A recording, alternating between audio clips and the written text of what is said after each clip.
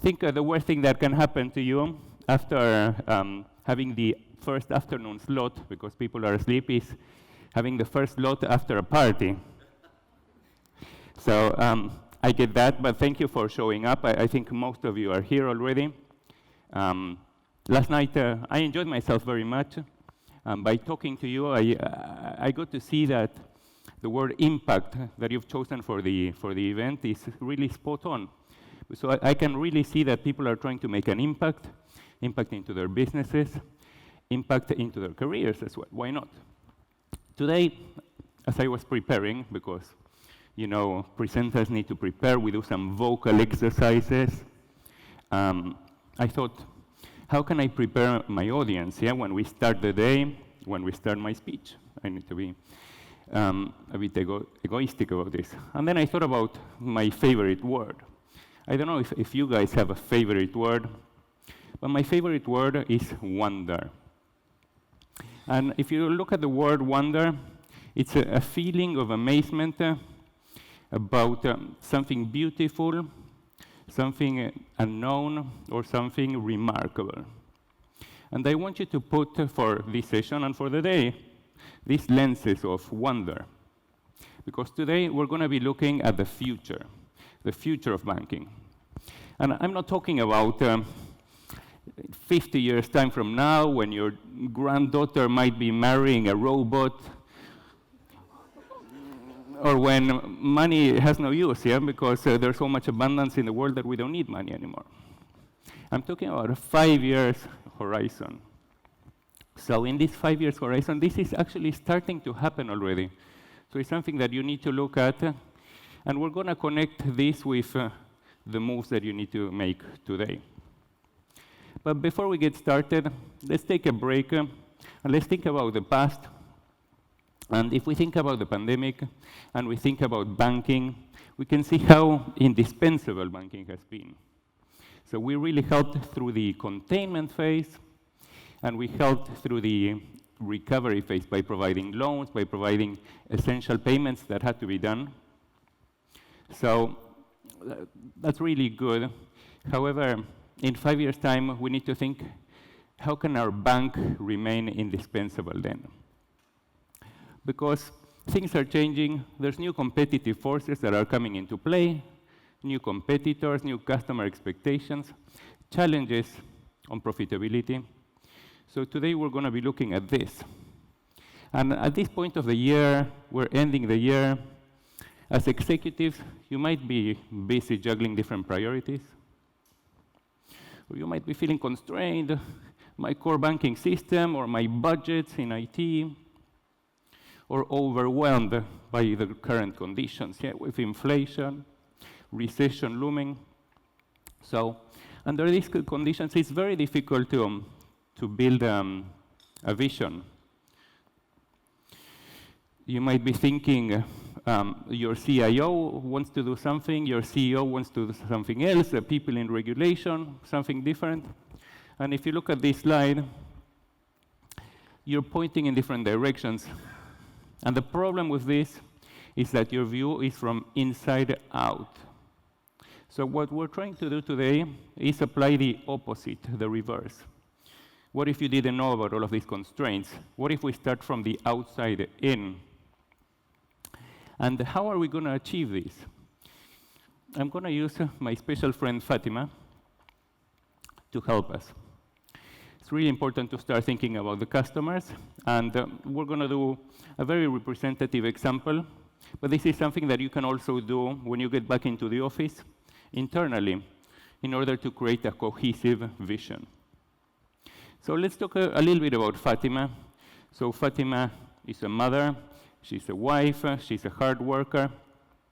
Fatima has her own business. She used to work in corporate, growing through the ladder, but then she started working on her father's inherited business in manufacturing. She's also an investor in causes. She cares about the environment, she cares about empowering women and small SMEs in her community. And this, Fatima, could be very similar to you in terms of her banking needs. So let's have a look at what are her priorities. It's important for her to support her family, So she has to pay loads of bills, and this takes a lot of time. She needs to queue up. She needs to use different apps, cards, bank transfers. Takes a lot of time and a lot of stress. Is she doing properly? Probably not the best that she could do it. In her business, she's trying to grow her business. So she would like to automate things.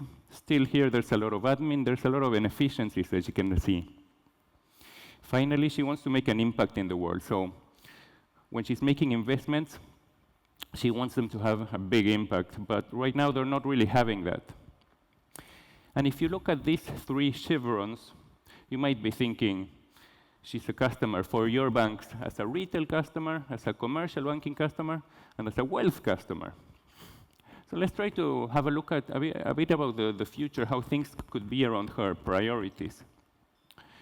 So if we look at how she needs to bank in order to support her family, we're looking at Fatima being happy to share her data in the future, in 5 years' time. But why is she sharing her data?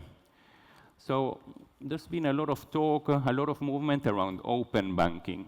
So consolidating data from different banking relationships to create one view. But this is not enough, and companies are trying to go one step further here.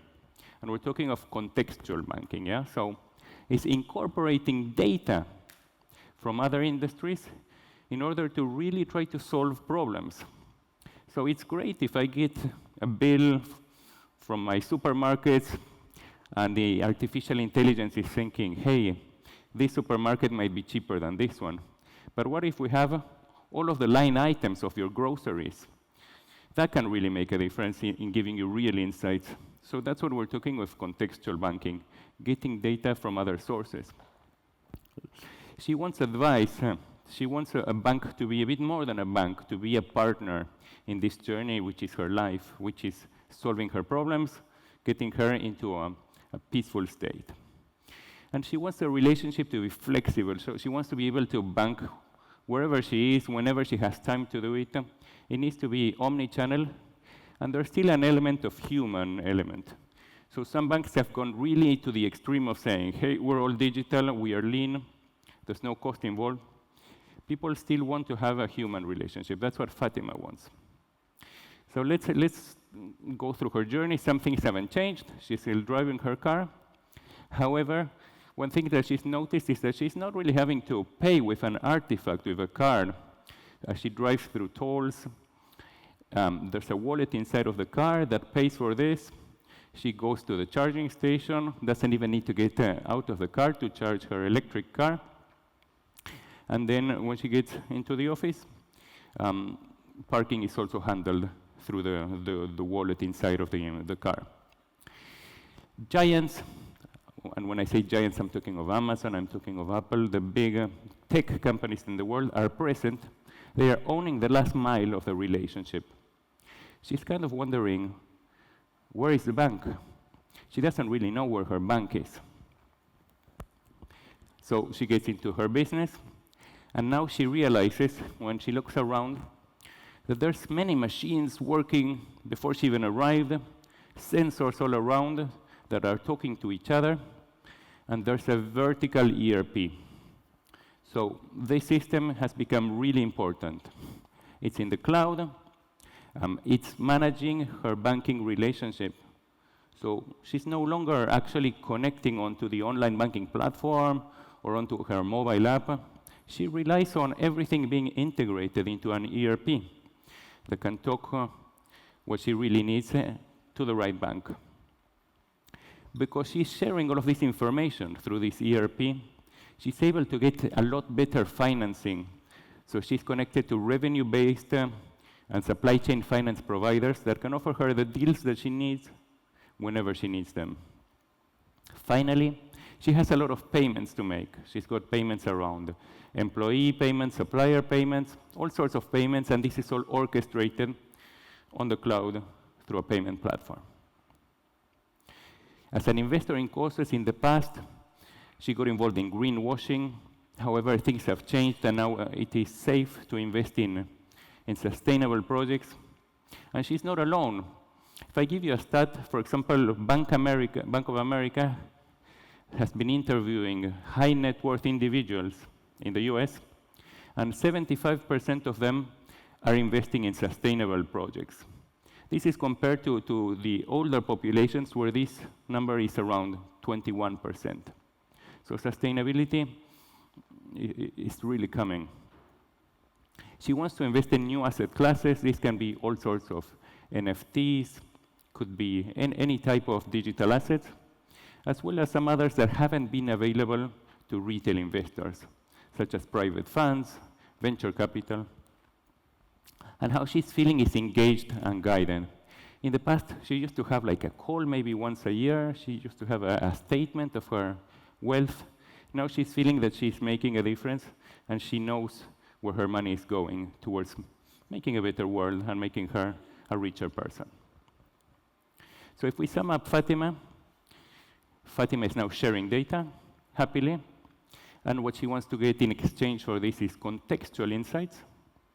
She trusts tech, and this allows her to delegate decisions in artificial intelligence.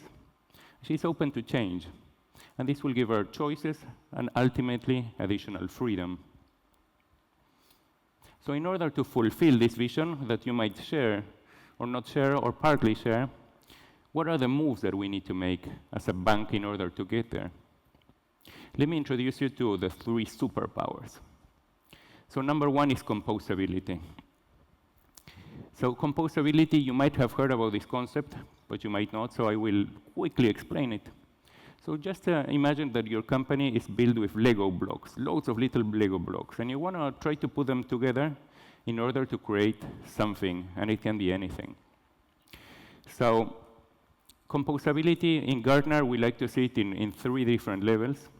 You must be thinking about the most obvious one, which is technology. So what it means on a technology basis is that all of your apps, they need to be connected through APIs, so that they can talk to another, they can talk externally. But it also means in a business architecture, your business needs to be organized in a composable way. And it's not only how the people are organized. Composability needs to be part of the culture. So that's the first superpower. Then there's scalability. So in the past, if you wanted to scale your bank because you had more people, how would you do it? You'd hire more FTE, put them in a call center, or put them in a branch, and that's how you dealt with it. Then came this move towards self-service. I think the future now is going towards the ecosystem. So how can we actually serve through an ecosystem? Finally, adaptability.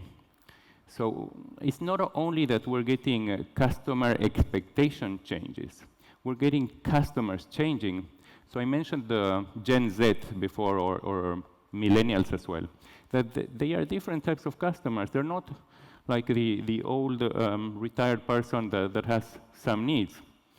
And think about it from a business perspective. In the past, we didn't have these SaaS companies, So if Uber is banking with us, how are we going to serve them? They have different needs. So in order to apply these 3 superpowers that might feel a bit abstract, we designed 7 strategies. And we're going to go through them now. And as we go through them, I want you to be thinking about these 3 superpowers or capabilities. Think to the different strategies, which of these superpowers applies. Number 1, place architecture at the center of business and the technology strategy. And what's really important here is the word business. In the past, when you talked about APIs, you were talking about technology. But now it's more shifting towards business. So if you're a business stakeholder, you need to understand about APIs. Why? Because in the past we were looking at internal connectivity, but now we're talking about ecosystem, we're talking about external connectivity, and that's when business models change, and that's when the business needs to get involved. Many of you will tell me that you're already investing in APIs. And that's important because our survey shows that 54% of CIOs are increasing their investments in APIs. So that's something that needs to be keep on being reinforced, because the new normal of banking is that Your normal products are not your products anymore. Your product is data. And APIs are this enabler for contextual banking that we were talking before with Fatima, getting all of this data connected from the different industries. And one size doesn't fit all. There's no one easy solution to just say, I'm going to get the best API platform. It's something that needs to be embedded deep into the organization, the API culture, business architecture, and technology. And once you get this data right, once you get the APIs flowing, that's when you can start to talk about AI, when you can start to think about the future, and you can talk to your Alexa or your Siri, and you might be saying, Alexa, please optimize my investment, or when you might be saying, Alexa, please buy me this TV. And Alexa might say, hold on a moment, you wanted to go on this skiing trip. So if you buy that TV, you won't be able to do that this winter holidays. Number 2, co-develop capabilities with fintechs and digital giants. Remove friction. So the truth is that the Amazons of this world, the Apples of this world, are entering the industry. In the past, we were thinking, will they enter? How might they enter? And some people were saying yes, some people were saying no because of the regulation. The fact is that they are entering. So they've knocked on the door, and they're not coming in peace. Same with fintechs. In the past, people were thinking, is it a friend? Is it a foe? So right now, we know that fintechs are growing, they're maturing, they are specializing in certain things. So they're part of the environment. And one interesting thing is that banks have always been very focused on product. So how do I develop my product? And fintechs and the giants, they're looking at experience, which is something very different and something very powerful. So it's important that you guys start to form relationships with them. It's important to partner with them. One of our surveys shows that in commercial banking, it's as likely that commercial banking organizations will deal with a fintech that they will deal with a bank. They find that technology is better in fintech, and they still think that security is more reliable in banking, but things are changing. So I put a picture for this slide of a train. You can see it. But the bank is not on these rails. And this is actually a Japanese train called maglev. They're building them in China as well. And the interesting thing about them is that they levitate on top of magnets. Why? Because they're removing the friction. And by removing the friction, they can achieve speeds of 1,000 kilometers an hour. And the reason why I put this picture here is because the same thing will be happening in banking. There's friction, and if you don't remove it, somebody else will. Number 3, plan for embedded finance. Provide utility in context. So in the past, you think as a bank as providing utility, how? Keeping your money safe, that was the main thing. Maybe even, you could say, making payments. But both of these things are becoming commoditized. So you need to think a bit further than that. So this is going to be achieved through embedded finance, and 40% of banks are already looking at how they can incorporate this into their proposition, getting sources of data from other places, getting offerings like e-commerce offerings from other places. And I think the key message here is that you're more than a bank. And as I see people taking some pictures of the slides, we're going to give you these slides, so so don't worry about that, yeah? You have my word. And come to talk to me if CR2 hasn't obliged. So embedded finance is how people will consume in the future financial services. And remember Bill Gates, how he was saying in 1994, banking is necessary, banks are not. And I'm going to connect that to what we're talking about today, how to make your bank indispensable. So payments will reach a WhatsApp moment. And what do I mean with that? If you think about the telco industry, I used to work in telco industry before, a big source of revenue was SMS messages, MMS messages, a lot of revenue coming through that. But then we started having these different services that went through the internet. Main one, WhatsApp, which actually connects people from different phone providers. And providers cannot charge anymore for SMSs. Similar thing will happen with payments. It will be as easy to send a payment as sending a WhatsApp message. And you cannot charge for that as well. So payments will be supporting other services that will generate revenues. But you need to be prepared for that. You need to be prepared to consider banking as a service, because every company which has a sizable number of customers wants to become a fintech today, and you can support them by providing the technology, the security, your license. And I'd like you to think super app. Super app is one of the Gartner tendencies for 2023 in technology. So this is embracing non-financial capabilities to deliver rich contextual products and services. It's thinking your bank as offering different things that your customer actually need, your customer actually values, and it adds stickability to your platform. Number 4, focus on your sustainability strategy. Customers and regulators drive the agenda. And I think my favorite example of this is the Alipay ant forest. Does anybody know about this example in the crowd? No? Yes? A few in the back? So people talk about China as polluting, making the, the world a worse place. However, some companies are really working, and customers are really working on making the world a cleaner place. And what have they done? They already planted more than 300 million trees, and this is all based in the activities of the customers. It started by tracking some financial transactions, but they track all sorts of things around their app. For example, if you're taking a ride on one of those ride-share schemes, if you're avoiding using your own car and going on the train, on the tube, on the metro, they're tracking all of this information. And as you track this information, Ant Financial, Alipay, yeah, in Ant Financial, they are actually planting trees. Well, they're actually giving people choices. Yeah, one of them is planting trees, and they've planted more than 300 million of these trees. And the cool thing is that they not only plant it, through satellite imagery, you can actually see your tree. So people can actually own their trees. You can see somebody has planted 20, and then they start competing to plant more trees, and they are real trees. So for me, that's a great example. So you need to incorporate ESG into your model.